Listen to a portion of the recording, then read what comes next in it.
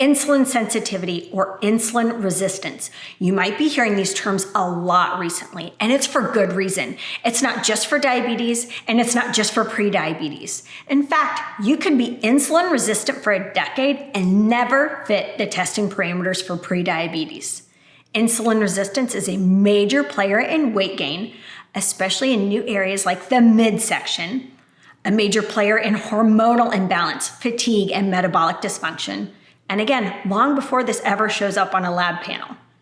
If you've got weight loss resistance, meaning you are doing all the things, you are bending over backwards in your fitness and in your nutrition, and you are not seeing any weight loss and you're not seeing any fat loss, elevated insulin is often a hidden culprit.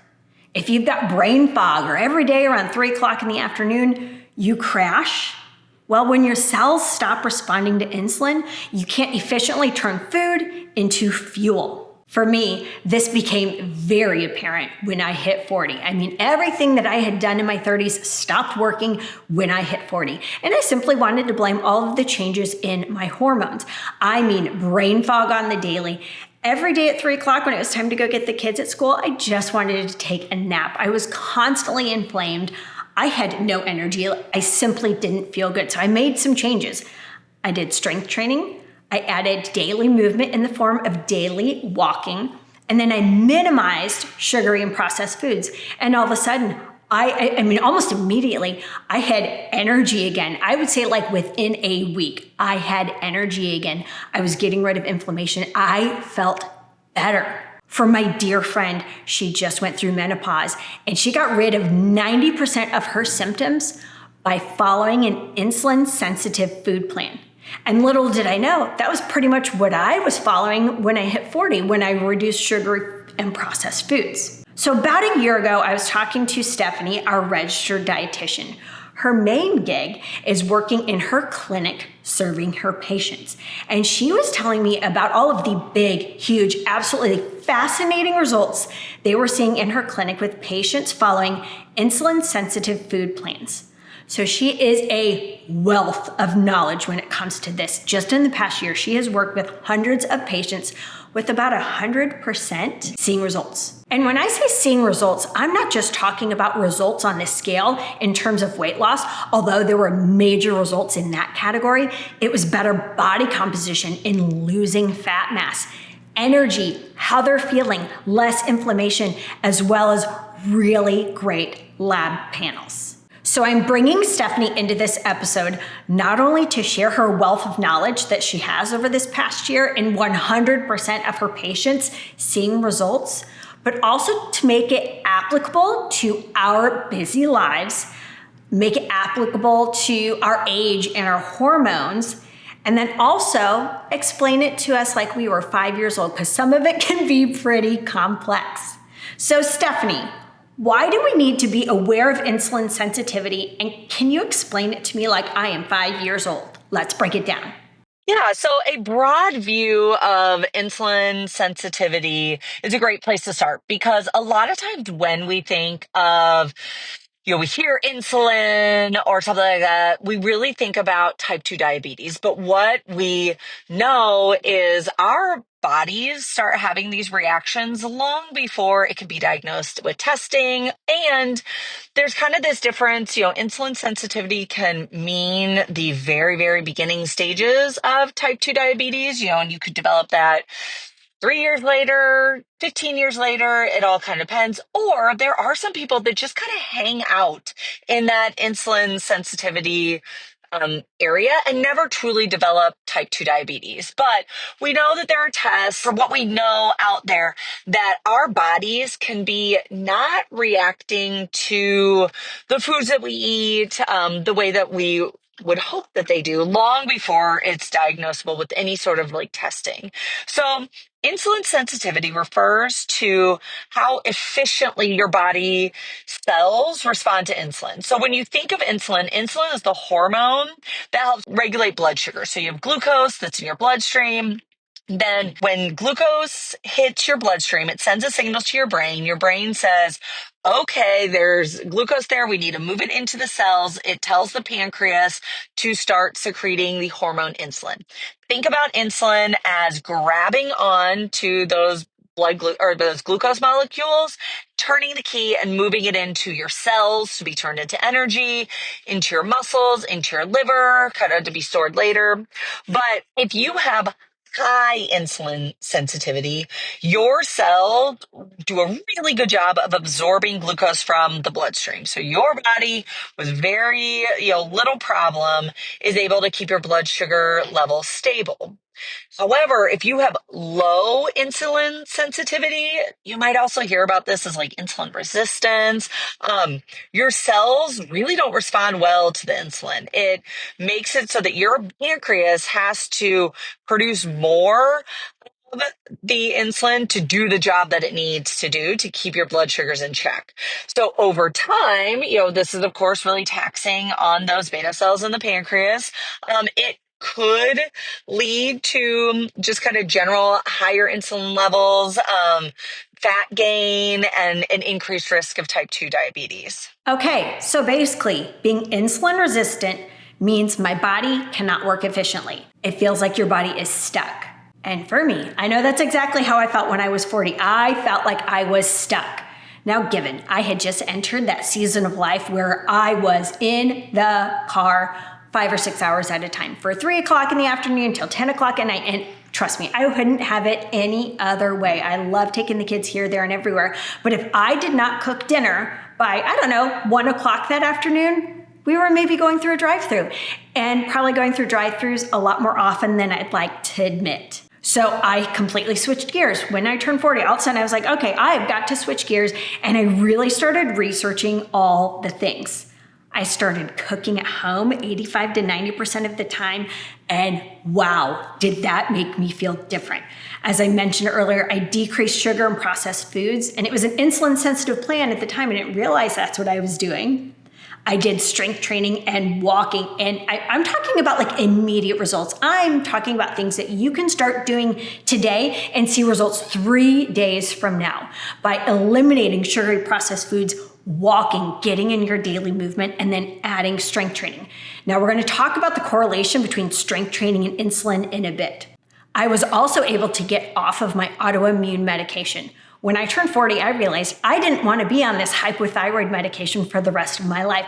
So I took action. And while those results weren't immediate, I think it took, probably 18 to 24 months for me to get off completely, to get off of my autoimmune medication. And I worked closely with my doctor as we did that. But I attribute the way I was eating, adding strength training, and walking was 100% the reason that I could get off of my autoimmune medication. So looking at how we eat and getting rid of these sugary and processed foods has resounding effects for your entire body. And I know I'm not alone. So Stephanie, who should be thinking about insulin? Who does it affect the most? If we have autoimmunes, are we more likely to have insulin resistance? So there are some common characteristics we see in groups that might be more likely to have some insulin sensitivity. So again, your body is just not responding the way it needs to. It's kind of overproducing insulin for the amount of carbs that you're eating. In general, what we see are people who have excess fat, especially around the abdomen. People who either have a more sedentary lifestyle or kind of have like lower muscle mass, kind of those two things in the same there, because the lack of exercise, it really reduces the glucose uptake by the muscles. So again, like I said earlier, whenever you are moving, when insulin is working to put your blood sugar or your blood glucose somewhere, it goes into cells, it goes into muscles, goes into your liver. So if you don't have as much muscle, then your insulin has to work harder to kind of get it where it needs to go. As you age, a lot of times we see it with older adults, but we do know too that aging process, starts earlier than we would all like it. And then chronic stress can also be more likely to have insulin resistance, or people who have poor sleep. Now, there's a difference between having acute stress and acute poor sleep and chronic. So acute is you're having a stressful month at work, or your child is teething and you are just barely sleeping. Those are acute phases. We don't really have a good understanding of, okay, how long does this have to go on before it becomes chronic and before we start to see it play out in our body systems? But, keeping in mind that overall, if your stress is high, overall, if your sleep is poor, you have no reason to not be going to bed other than, man, you just really like scrolling at night or watching your reality TV or whatever it is that's keeping you up. So those people are going to be more likely to see that insulin sensitivity issues. There's also, and we don't have definitive information on this, but what we do know from the science is if you suffer from an autoimmune disorder, if you have Hashimoto's, if you have thyroid issues, PCOS, a lot of people who have those chronic illnesses can benefit from a lower carbohydrate diet, which would lead you to think that they have lower insulin sensitivity, which means their body is not doing what it's supposed to get those carbs into the bloodstream. So first, I love that you mentioned that the lack of exercise limits glucose uptake. It's one of the reasons that strength training can absolutely transform your body and transform your system.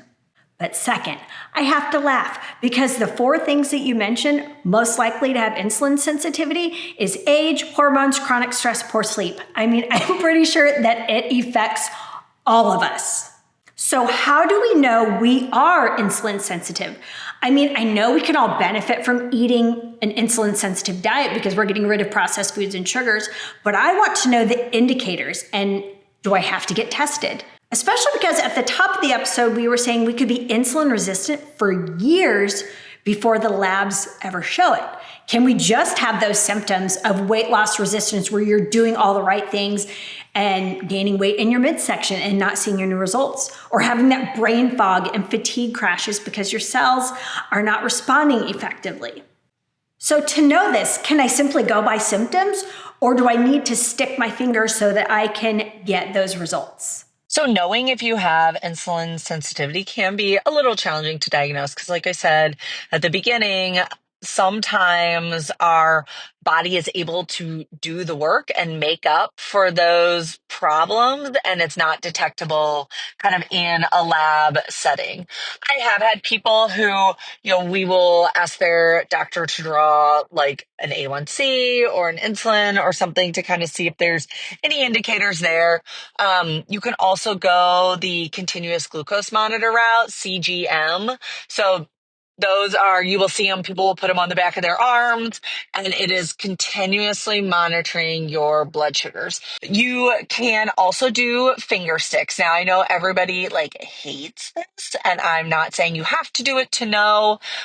There's a whole another way to kind of tell, and I'll talk about that next. But when we look at data and kind of seeing what's going on in your body, if you're not able to do a CGM, if maybe you've done these other labs, everything seems fine, but you just feel like something's not right, you can just get a glucose monitor. You can buy them off of Amazon. You can go to Walgreens, any pharmacy would be able, just an over-the-counter one. They're pretty small. You have the test strips. You would prick your finger and you would test your blood sugar. When I'm working with clients to do that, we will usually do it 4 times a day. You'll do it fasting. That does not mean you wake up and stab yourself immediately. That means that you are waking up, kind of giving yourself a minute because, that stress thing. Cortisol is your stress hormone. Cortisol is highest as we're waking up, as our body's kind of coming back online. So, and that can falsely push your blood sugars up. So get up, give it 20, 30 minutes or whatever, test your fasting blood sugar. We want that number to at least be under 100, under 95 is better. And then testing your blood sugars 1 hour after you eat. So that tells you how well your body is dealing with your blood sugar numbers. So a lot of times, my initial goals for people are to be under 160. Kind of well controlled is somewhere like under 140. So I personally have never had the finger stick. I've had my lab panels drawn, I don't know, probably every 2 years, especially when I was trying to go off of my autoimmune medication. But I noticed symptom-wise that once I started cooking most of our meals at home, and I'm talking 85 to 90%, all things improved. My energy, I got rid of inflammation, I was losing fat instead of constantly gaining it. Although, again, I should mention, it wasn't just the food. I was also walking daily and I was strength training twice a week. So, Steph, I have to admit, when we first started talking about insulin sensitivity and all of the fascinating, I mean, absolutely fascinating results that you were seeing in your clinic, you were telling me about how you were assessing. And one of those was a finger stick. And I have to admit, that's where I got stuck. That is where I got stuck. So I know you can also be vigilant about following an insulin sensitive food plan without sticking your finger. Can you tell me more about that? Yes. So other than sticking yourself, it's a little bit of trial and error with your diet and exercise. So typically, if you have some insulin sensitivity problems, you might notice, you've started to gain more weight around your midsection, you have trouble losing weight and that sort of thing. So one of the things that you can start to do is start cutting out the foods that, are hardest for the body, or kind of release the most carbs into the bloodstream all at once, to give your pancreas a little bit of a break, to not have it make so much insulin to have to do the work.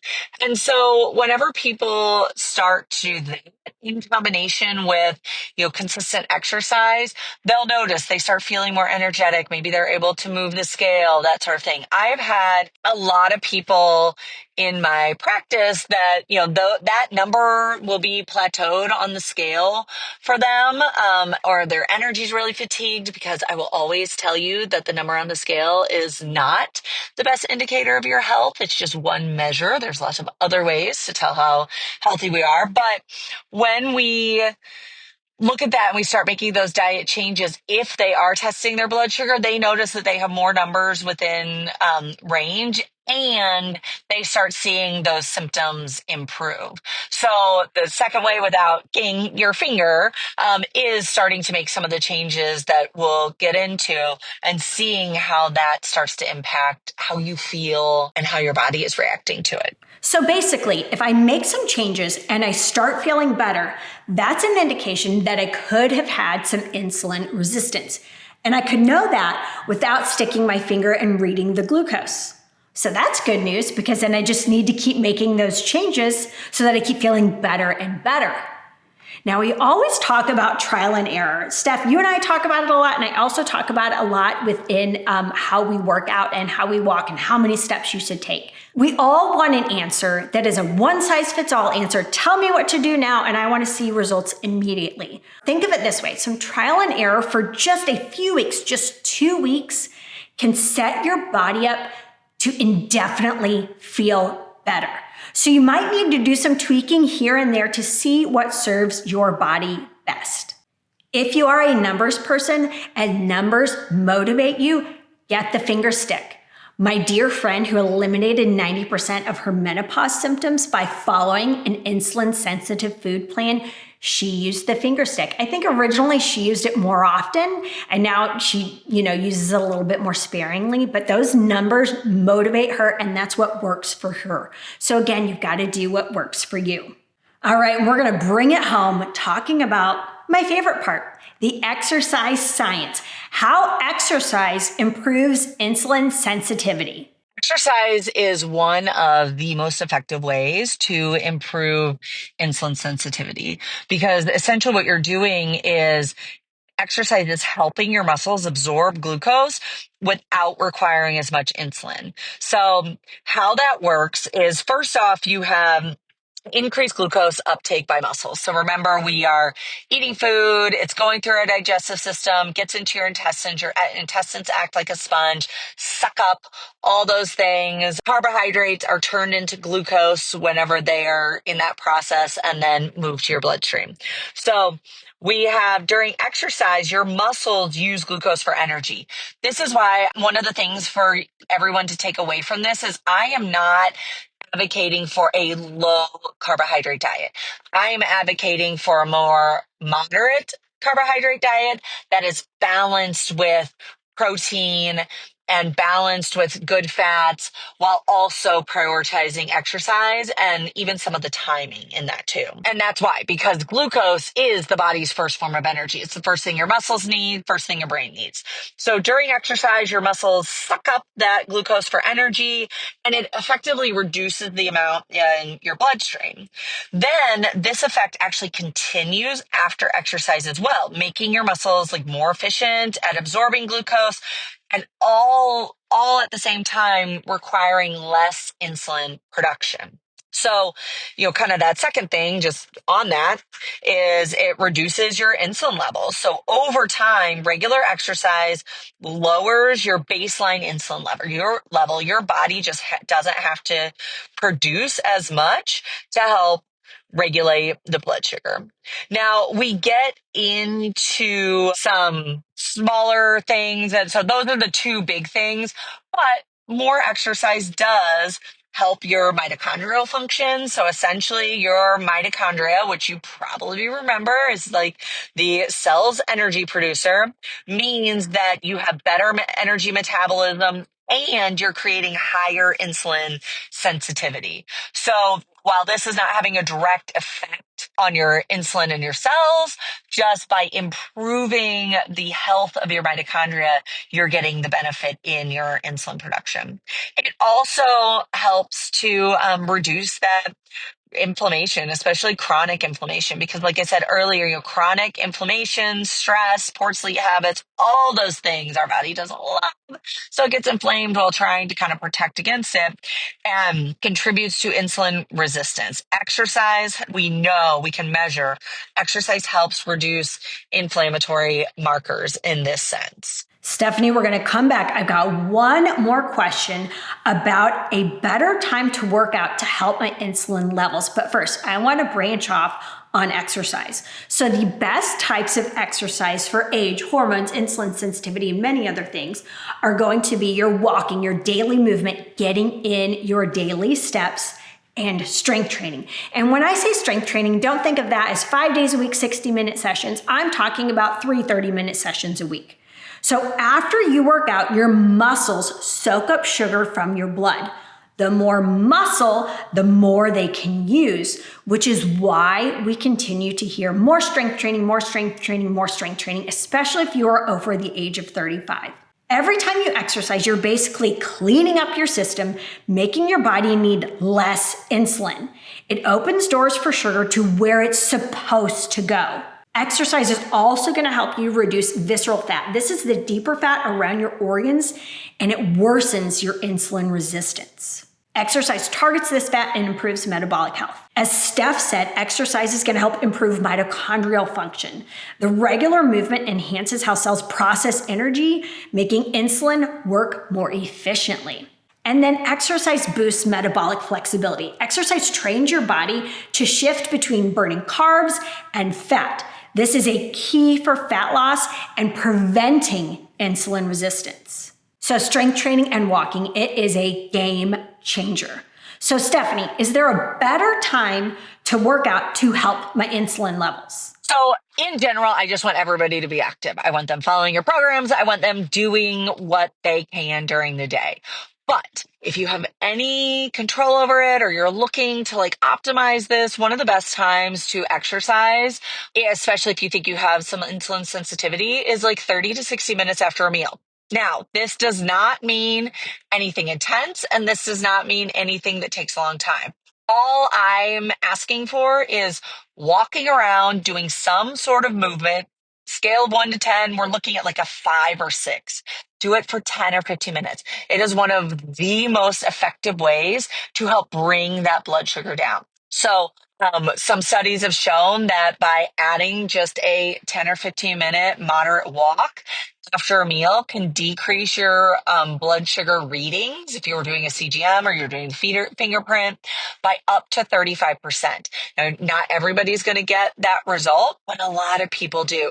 So that is something that you can do maybe in addition to your weight training, your flexibility, your balance, all the things that you're doing, just trying to do something. And I will often tell, because I work with a lot of moms, it doesn't have to be a walk. Maybe it's like cleaning up, set that timer. That's when you're kind of doing your after dinner cleanup, something. We're pushing a little bit, but you do not need to be sweating, do not need to be out of breath. I love that. I always say don't overcomplicate things, because when we overcomplicate things, we are less likely to follow through on doing those things. So I love your tangible goal. Within an hour of eating, you want to walk for 10 to 15 minutes or buzz around the house doing some daily movement and some daily household chores. I nag, and I mean I nag my husband probably every other day about walking after lunch before he gets back to work. Hopefully he listens. I'm not really sure if he does. I work from home, so I walk first thing in the morning, and then I also walk after lunch, but it sounds more complicated than it is. So I do a 10 or 15 minute walk in the morning because it helps with circadian rhythm. That sunshine is so helpful, especially when the weather in the Midwest is working in my favor. So I start off with 10 to 15 minutes, and it's not a complicated walk. I literally just walk out my front door about 7 minutes one way and then walk it back 7 minutes. Then I sit at my desk and I work until I have like a late lunch. And then after that late lunch, depending on my time budget, I will walk again before I go pick my kids up at school. So that is how I get in my daily steps. But again, don't overcomplicate it. The goal is to move. And if you're moving within that hour of eating, you will find that you are less likely to get tired and to crash. And that has a lot to do with your insulin sensitivity. And if you're doing our weekly schedule where we strength train together and then you add your daily steps, we recommend strength training 30 minutes 3 times a week and then 150 minutes of walking each week. And getting in that daily movement, those daily steps are key, not only to your overall health, but also to that insulin sensitivity. And if you need any help with that strength training, don't hesitate to reach out or click one of the links below in my show notes.